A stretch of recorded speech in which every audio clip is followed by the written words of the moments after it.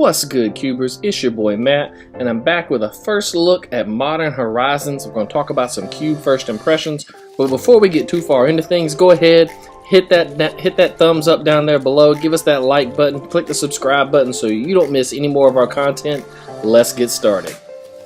First up is Serra the Benevolent. For 2 and double white, you get a legendary planeswalker Serra. +2 creatures you control with flying get +1/+1 till the end of the turn. -3 create a 4/4 white angel creature token with flying and vigilance. -6 you get an emblem with if you control a creature, damage that would reduce your life total to less than 1 reduces it to 1 instead. Holy crap, this card is so amazing. Okay, first of all, the plus is nice, you know, you're running some flying creatures, whatever, but that -3 though, she's gonna make you a Serra Angel. Holy crap! Serra makes you a Serra Angel. That's so on flavor, which means when you play her, you can minus her and she protects herself immediately. But don't forget that emblem though. If you control a creature, your life total can't be reduced below 0. That is worship. I used to play that card back in the day. Oh my gosh, it's so good. Alright, so let's have an honest talk about Serra. Might not want to play Serra in your cube, and I'll tell you why. That emblem down there is really easy to get. You play her, you plus her, next turn you ultimate her, and suddenly you're basically immune. Unless your opponent has board removal, there's no getting rid of Serra, and there's nothing they can do about the emblem. Whereas at least back in the day they could play some enchantment hate. They don't have anything to get rid of the emblem. I played Worship a million years ago, and I can tell you that that thing was really hard to interact with, even all the way back then. Now it's an emblem, so now you really can't interact with it. I worry that some decks it'll just hose. So, if you're playing in an unpowered environment, if you're playing in an environment where they might not be able to answer Serra the moment she comes down, maybe you don't play Serra the Benevolent. But if you're in a cube that's all vintage, all power, all the time, then I think you have to slam dunk Serra in your cube. But now we have to see how she stacks up against the other white walkers in the 4 slot. So, Gideon Ally of Zendikar is the standard top-notch 4-drop white walker. He's a 5/5 human soldier, he makes tokens, and you get the glorious anthem emblem when you pull him all the way down, which you can do the moment you play him on the field. Gideon Ally of Zendikar is top-notch, he's the man. Elspeth, she's just okay. So if you're playing Elspeth, you definitely dump her and play Serra the Benevolent. Serra's going to make you tokens just like Elspeth, only Serra's token is a 4/4 white angel creature token, and that is awesome. Elspeth's other +1 is really not that great, and her ultimate is game ending if you can get to it, whereas Serra the Benevolence emblem is very, very attainable. So I think Serra is definitely worth trying out, but I also think that unfortunately she's one of the only white offerings this set really has for Cube. So, let's move on to blue.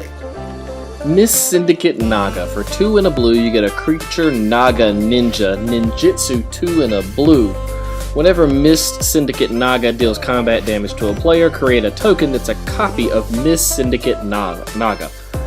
Okay, so the name is a mouthful, but this card is really sneaky good. I really see him fitting into any kind of blue tempo build. In fact, the dream, which by the way feels very attainable, is you play a card like Warkite Marauder on turn 2, on turn 3 you swing in with the Warkite who can't be blocked, and then you ninjutsu in the Naga, and then poof, you've got 2 tokens. And at this point, I think it's really hard for your opponent to deal with all the Nagas you're going to be able to make. Even if they block and kill one, odds are the next Naga lands a shot, and then you make copies, and on and on and on it goes. Currently in the 3-drop slot for blue, the only real staples are Man of War and Vendilion Click, which are both kind of tempo-y options anyway. So I definitely think you're going to want to play the Miss Syndicate Naga, and I encourage you to buy some extra copies of this card, because he makes copies of himself. You can use the extra copies as tokens so that you don't have to lay cards face down, etc. Miss Syndicate Naga, I love this card. I am super excited about it. Let's move on to black. Yawgmoth the Thran Physician. Oh, guys, my childhood is just having such a good time with this set. For 2 and double black, you get a legendary creature, Human Cleric, with protection from humans. Very on flavor there. Pay 1 life, sacrifice another creature, put a -1/-1 counter on up to 1 target creature, and draw a card. because that's not enough, double black, discard a card, and proliferate? This is bananas. Okay, so I know this is technically a commander card, but I'm really, really excited to try it out in Cube. Protection from humans, that's relevant. But the pay 1 life, sack a creature at instant speed, it doesn't tap, it doesn't take mana, you can just do it to throw around -1/-1 counters and draw cards. Oh my gosh. If only there was a great creature that we could just sacrifice at instance. Oh look, Bloodghast, Pyromancer, what's up? See, you can sack the Bloodghast on your opponent's instep for a life, and then on your turn play a land and put him right back on the battlefield. Value, pay the life, deal the counter, draw the card, put your guy back on the battlefield for free. Pyromancer allows you to do it each instep. You can sack the snake token and give the counter and pay the life and draw the card, and then you can discard, you know, like that's super cool too. I wish there was a way to pay the life but not have to lose the life oh, that's right, Blood Artist is in almost every cube. Blood Artist and the Yawgmoth are insane because now you're not even paying a life, because when you sack the creature, you trigger the Blood Artist, your opponent loses a life, you deal a -1/-1 counter, and you draw a card, and then of course you can pay 2 black, discard, and proliferate. I am super excited about Yawgmoth. Furthermore, his body is really relevant. He's a 2/4. 2/4 is so good in Cube. He doesn't die to Lightning Bolt, he blocks a lot of aggro stuff. I'm really stoked about Yawgmoth the brand position, and I think you should be too. He's definitely worth trying out in our cubes. Let's move to red real fast. So Seasoned Pyromancer is the guy seeing all the talk online. For 1 and double red, you get a human shaman, because, you know, every creature is a human, apparently. Wizards, what's up? Can we get some merfolk? Just saying. When Seasoned Pyromancer enters the battlefield, discard 2 cards, then draw 2 cards. For each non-land card discarded this way, create a 1/1 red elemental creature token. Pay 5, exile the Seasoned Pyromancer from your graveyard, create 2 1/1 red elemental creature tokens. So, he's okay. When he enters the battlefield, the idea of discarding 2 cards to draw 2 cards feels really nice. It's like a double loot, which is really good. You can discard your land cards and make tokens, and oh wait, no, you can't, see, because if you discard land cards, you don't get tokens. So what Wizards wants me to do is to play the Seasoned Pyromancer and discard my Lightning Bolts to make 1/1 red elemental creature tokens. I think not, Wizards. I think not. Okay? So you have to know when you play the Pyromancer that maybe you discard a land, but more than likely by turn 3 or 4, you're probably having to discard some kind of gas if you want the 1/1 red elemental creature token. And the body on this guy just sucks. He's a 2/2 in the 3 mana slot. Let me show you a better 2/2 you can play in the 3 mana slot. Yeah, Rabblemaster. He makes tokens too, and he does it for free.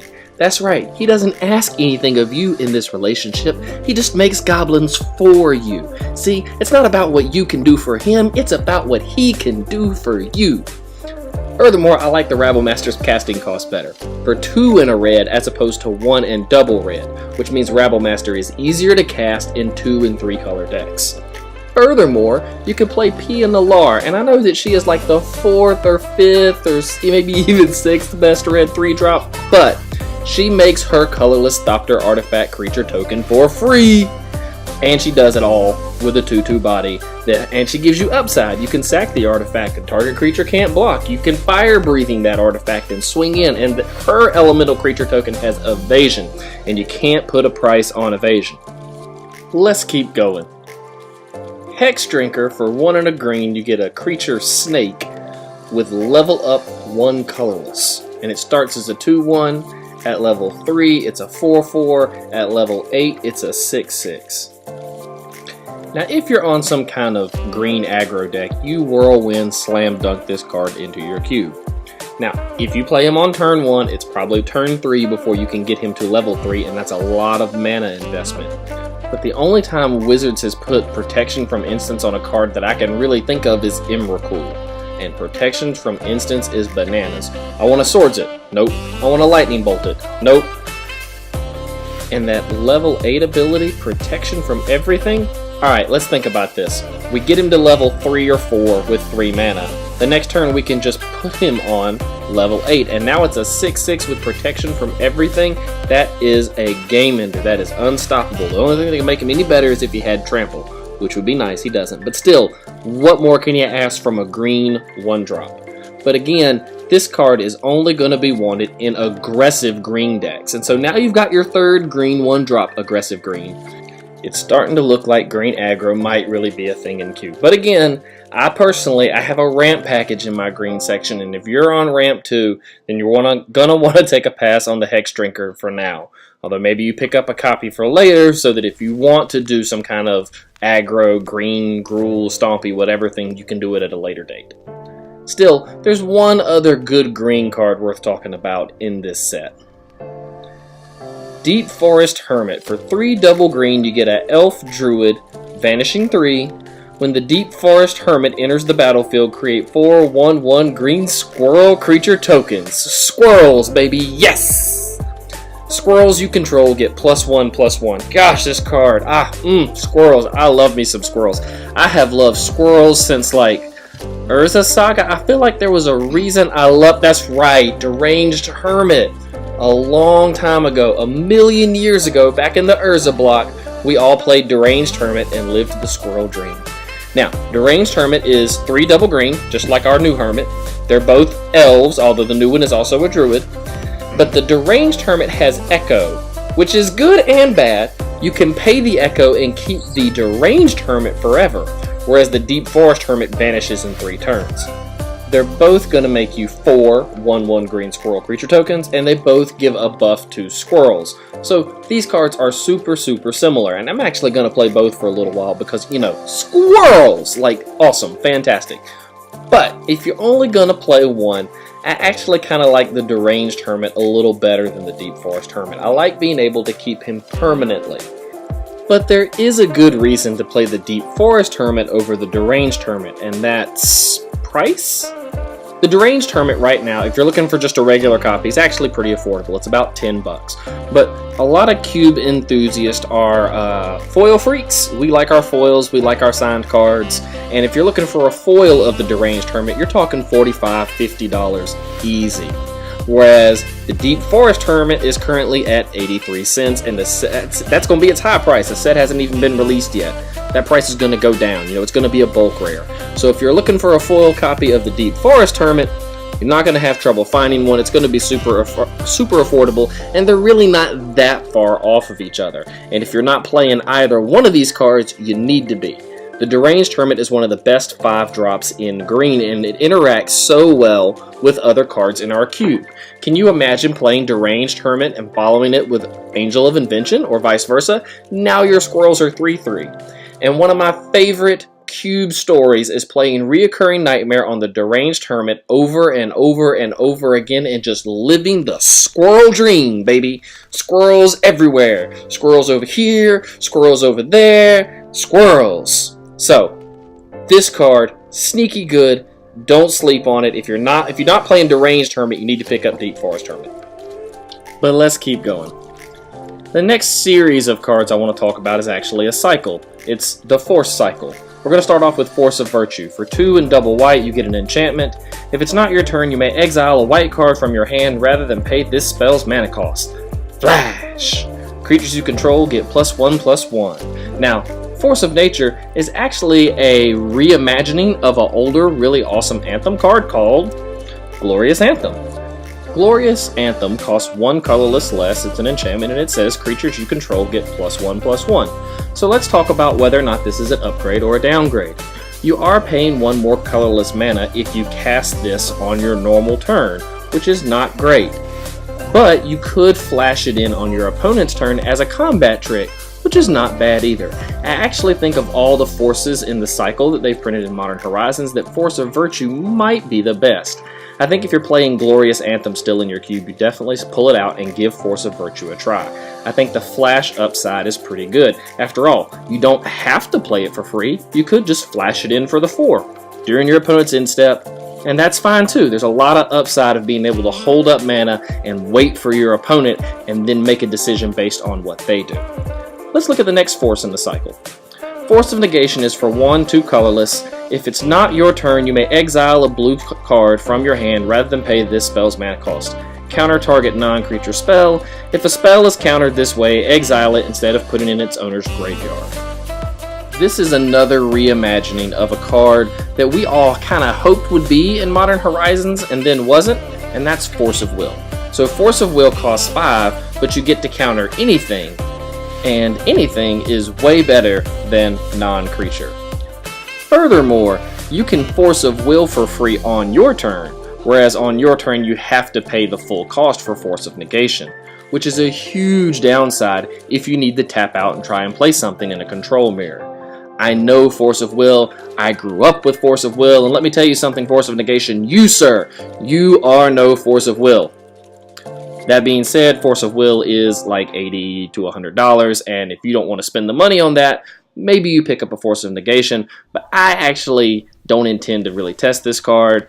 I think I would rather just have plain old regular Negate rather than play Force of Negation. Not to mention the card is horribly named, but that's a whole nother discussion.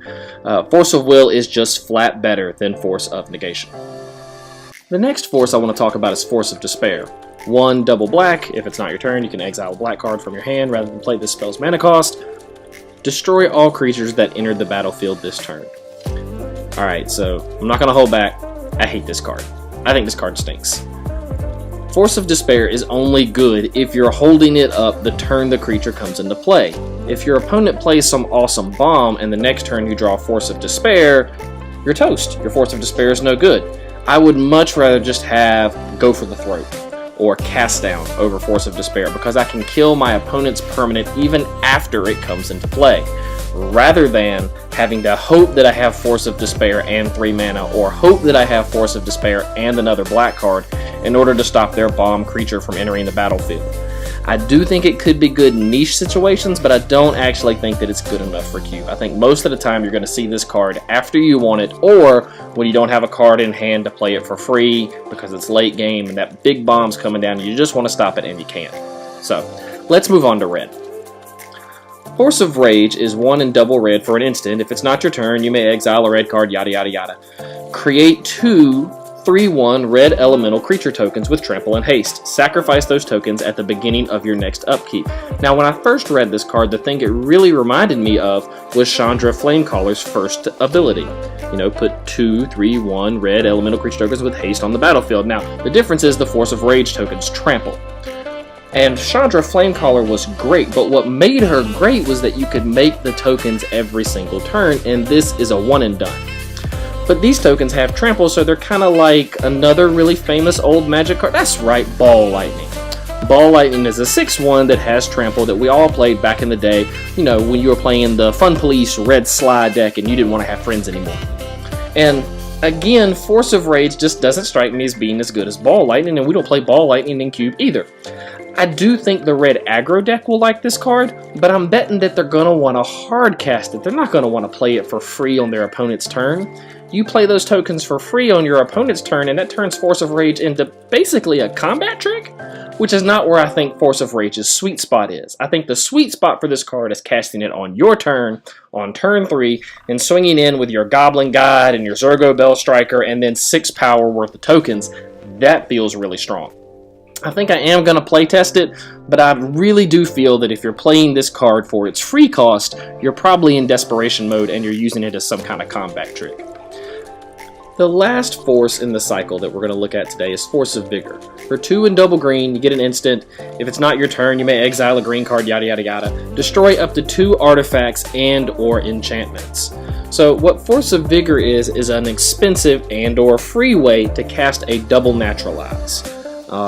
I don't actually like Force of Vigor. I think it's too expensive. I don't think you're going to want to hard cast it, and I think if you're trying to use Force of Vigor, most of the time there's only one thing you're going to want to kill anyway, and then you'd just be better off playing Naturalize. So I actually think that Force of Vigor is overcosted for what it does, because, you know, if your opponent plays Soul Ring on turn 1, are you going to wait until they have 2 permanents for you to Force of Vigor? Absolutely not. You're going to exile a card and blow it up right then. But if you had Naturalize in your hand instead, you could just straight cast it. Now, there is the upside of forcing the Force of Vigor and then getting to play a different spell on your turn, but I just don't like the idea of exiling my card for most of the time only killing 1 enchantment. or 1 artifact. So, Force of Vigor, it's alright. You can play test it in your cubes if you want. I'm not really sold on any of the forces. I'm going to play the white one and the red one for a little while. I don't think the others are very good.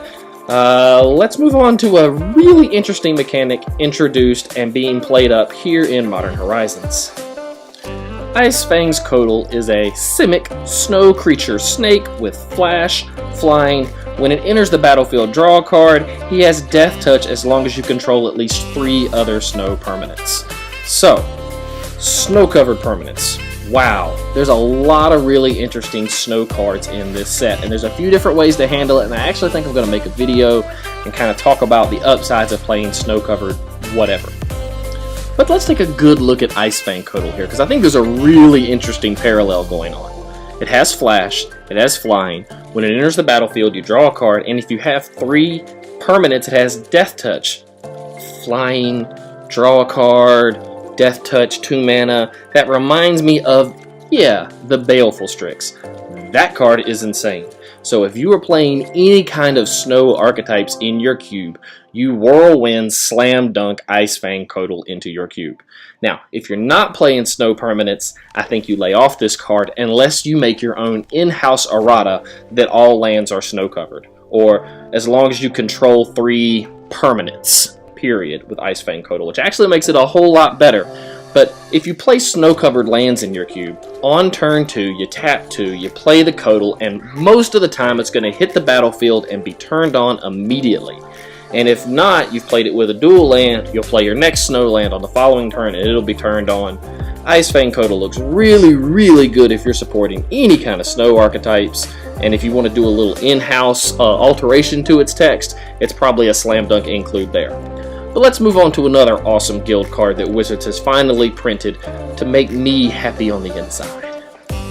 Soul Herder is a 1 and Azorius for a creature spirit 1/1 that has, whenever a creature is exiled from the battlefield, put a +1/+1 counter on Soul Herder. At the beginning of your end step, you may exile another target creature you control, then return that creature to the battlefield under its owner's control. That's right, boys and girls, we got a blink flicker creature that has the flicker attached to it and the upside attached to it. I love this archetype, and when I built my cube for the first time, draft 1, I included it because I loved it, and it was fantastic, and it creates value, and blinking works amazing with token generators. But as my cube evolved and became more and more powerful and more honed, the blink archetype just wasn't as good anymore. Even though Restoration Angel and Flicker Wisp are good enough to just run on their own, and maybe Brago is too, Momentary Blink, Ghostly Flicker, and Venser are not the best blink cards for their spots anymore, and I don't want to give up a spot in my Azorius guild for Momentary Blink. And Venser isn't as good as Teferi and all these other little side conversations. Soul Herder is a card that I can include in my Azorius section and put my blink package back in my cube and really see if blink can work at a better level. And what I love about this card is, 1, it does the blinking on its own, and 2, it gives you the upside on its own. Whenever the creature is exiled, Soul Herder gets bigger. I think it could be a little slow, but I love blink. I'm going to give this card a whirl. I'm going to see if this archetype can get any better. Yeah, I'm excited. Hope you are too. Not to mention the cards at Uncommon. I'm loving that as well. Thank you, Wizards. Thank you, Gavin Verhees. I appreciate this card. Let's move on to Gruul and look at another card that I feel like Wizards has printed for me. This is Wrenn and Six. For Gruul, you get a legendary Planeswalker Wrenn. +1, return 1 target land card from your graveyard to your hand. -1, Wrenn and Six deals 1 damage to any target. -7, you get an emblem. Instants and sorcery cards in your graveyard have Retrace. Alright, that, boys and girls, it just feels like Wizards watches my channel. We just did a Lands Matter archetype video. Here is our Lands Matter Planeswalker. Our Lord Windgray's commander deck here at the house is going to be super excited to include this 2-mana walker. Loving it. Now, what Wrenn and Six it really is a default copy of Crucible of Worlds. Another way to play lands out of your yard, only this time instead of playing them out of your yard, you plus it, you put the land back in your hand, and then you play it as your land for the turn, but still basically the same function. You can minus him to deal 1 damage to any target. That's not a lot of protection, but if you play Wrenn and Six on turn 2, chances are 1 damage will kill a whole lot of targets, so that's actually better than it looks. And when you combine Wrenn and Six or Crucible of Worlds with any of our classic cube land cards like Wasteland or Strip Mine, you get a beating. Now, that being said, my Gruul section does not really support a lands matter archetype. My Gruul section is more of a mid-range, stompy kind of archetype, and since this is an archetype card, you need to be playing a full package to complement it. So, I think whether or not you include Wrenn and Six in your cube for testing is kind of up to how much card investment you have into the lands matter archetype, and whether you're playing Runonap, Excavator, Crucible of Worlds, and you think you need one more effect to put it over the top, and so you decide to include Wrenn and Six. So, let's move on to a slightly more controversial card, at least it is on the cube forums. This is Nature's Chant. For 1 and Hybrid Selesnya, you get an instant that says destroy target artifact or enchantment. Nature's Chant is a combination of 2 cube staples, Naturalize and Disenchant.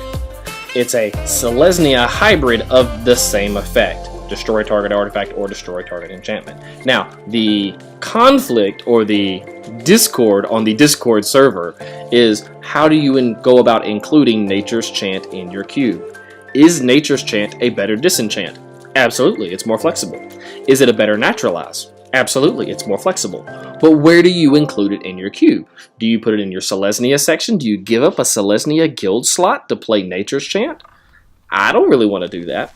Well, do you pull out Disenchant and put Nature's Chant in the white section of your cube?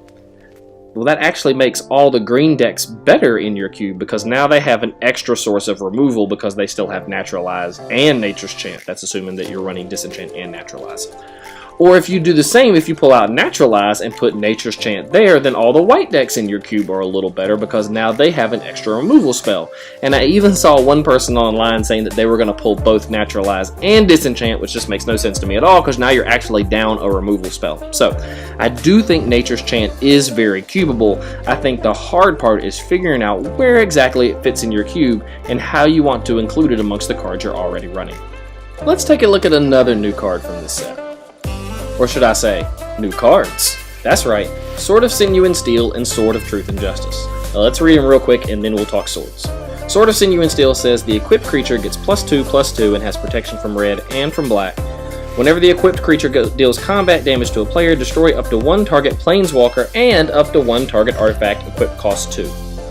Sword of Truth and Justice says the equipped creature gets +2/+2 and has protection from white and blue. Whenever the equipped creature deals combat damage to a player, put a +1/+1 counter on a creature you control and then proliferate. Love that. Then, of course, the equip cost is 2. Now, what these cards are is an attempt to start completing the cycle of swords. Now, a lot of people play all 5 of the current swords in their cube. I actually am not a proponent of this, because once you start playing all 10 signets and all 5 swords, once you start running all these complete cycles inside your cube, you really lose a lot of space for innovation. And I don't really like the feel-bads of swords in some matchups. So swords are really not for me. But if swords are your bread and butter, I want to point out that Sword of Sinew and Steel has the 2 best protection colors almost in Magic. Protection from red stops all burn all day, period. Protection from black eliminates Go from the Throat, Cast Down, Toxic Deluge, all the best black removal in the game. That's most of your cube. Green and blue don't really have removal the same way that red and black do. Now, white does still have some removal, which makes Truth and Justice good, but we'll talk about that in a second. The second half of Sword and Sinew and Steel is really not that great. It can be relevant, but it's not that great. Whenever the equipped creature deals combat damage to a player, destroy up to 1 target planeswalker and up to 1 target artifact. It's okay. I actually think that more often than not, you'll end up swinging in for your damage and you'll not have targets sometimes. Whereas a lot of the other swords are relevant regardless of what your opponent has on the board, which makes them really good. But I also think that downside helps to balance out protection from red and black, which is just going to be really, really strong. So, the sword I actually like better is Sword of Truth and Justice, and that's because I think its effect is really, really interesting. Protection from white is fantastic. Protects you from all the wraths, swords, path, Even if you're playing something as low powered as Pacifism, you're still protected. But the ability to get a +1/+1 counter and then proliferate. So boom, the sword has everything it needs to trigger its own effect. Even if you don't have a +1/+1 counter on the whole board, you can put a +1/+1 counter on the creature that the sword is attached to and then proliferate. And once planeswalkers or other +1/+1 counters are on the board, this sword is awesome. Now, it's going to be a house in Commander, but that's a whole nother discussion. I think the real question you have to ask yourself is how many of these swords are you going to run? Are you going to run all 5 and these 2? That's 7 swords, and you know they're going to print the other 3. So are you going to run 10 swords and 10 signets? That's 20 cards in your artifact section. I just don't know that I'm game for that. So I think you pick the best, most relevant swords, 2 or 3 at the most, and then you just cut the others, especially if the side effects, the bonuses on the swords are not really relevant to your cube. So let's keep going. Next up, Wizards has blessed all Commander players with a completed cycle of Talismans. They've actually also blessed us too, because if you're running Signets, now you can make the switch. Talismans are just better than Signets. And I know some of y'all are sitting at your computer screens and you're going, "You're wrong, Matt. You're absolutely wrong." Guys, I love you. No, I'm not. On turn 2, you can play a Signet with your 2 mana, but then you're done. On turn 2, you can play a Talisman and still have mana up. So you can play that Force Spike, you can Dark Ritual. You're just a little bit better off than you would have been if you had cast a Signet. And I know you do take damage when you use the Talisman, but you also have the option of just tapping it for colorless, and there's a lot of upside there. If you're running the Signets, I think you just flat switch to the Talismans. They're gonna be better. And while you might not feel it in your cube, if you're in a vintage cube with lots of artifacts and Moxen and whatnot, you're gonna need the Talismans over the Signets. You'll feel it in a true vintage powered cube. Now, if you're in a lower powered cube and you want to keep running the Signets, keep running the Signets. There's nothing really wrong with them. In fact, I was asked on Twitter, why is it if the Talismans are so good that people don't run a split? Why didn't they run the Talismans that were already printed and then run some Signets to go with them? And I really feel like the answer is just balance and uniformity, that people want to run the full cycle because the full cycle exists, but I promise you, the Talismans are just a little bit better. Now, let's look at another card from Modern Horizons that I think is just a slam dunk whirlwind. You're going to include this card in your cube. Prismatic Vista. Tap, pay a life, sacrifice Prismatic Vista, search your library for a basic land and put it onto the battlefield, and then shuffle your library. It's a fetch land for basics, boys and girls, and you need to just buy 30 or 40 copies now because you're going to want them forever. Every Commander deck that's 2 colors that you're ever going to build is going to need one of these. You're going to want one for your cube. You're not going to go wrong buying 100 copies of Prismatic Vista. You're just not. Everyone's going to want them from now until the end of time. They're actually going to have to reprint this card a few times because otherwise the price is going to go up. Furthermore, I think Prismatic Vista affords people a budget option to maybe try and step into Modern, but that's a discussion that doesn't really apply to us. Let's stay focused on cube. Here's the deal. If you're running Terramorphic Expanse or Evolving Wilds and you're not in a Pauper or Peasant cube, you have your new best friend. Prismatic Vista is a straight upgrade. Stop running Terramorphic Expanse, stop running Evolving Wilds, sub 1 out and run Prismatic Vista in its place. It's just going to be better. The land comes in untapped. It's night and day. You can play the Vista, sack it, go get the land, put it into play, tap the land, drop a Landwar Elf all in the same turn. Prismatic Vista is just stone cold better than Terramorphic Expanse or Evolving Wilds. So go ahead and pick up your copies today. You're welcome, alright? You're welcome. That's right. No, it's fine. You don't have to thank me. Speaking of lands, let's talk about another set of lands that I know you've been waiting for me to get to. Let's talk about the new Canopy lands. Fiery Islet, Nurturing Peatlands, Silent Clearing, Sunbaked Canyon, Waterlogged Grove. These are the new premier Canopy lands as Wizards attempts to complete the cycle. And I think this should hint to us very strongly that A, Horizon Canopy is probably going to get a reprint soon, and B, Wizards is going to finish this cycle of lands. And the question is, do we want to? And for me at least, I think the answer is actually probably no. So let's think about this. We run the 10 original dual lands. We run 10 shock lands. We run 10 fetch lands. We run 10 man lands. That's 40 lands in our cube. So unless your cube is above 500 cards, you probably don't want these lands. But there's also an exception to that.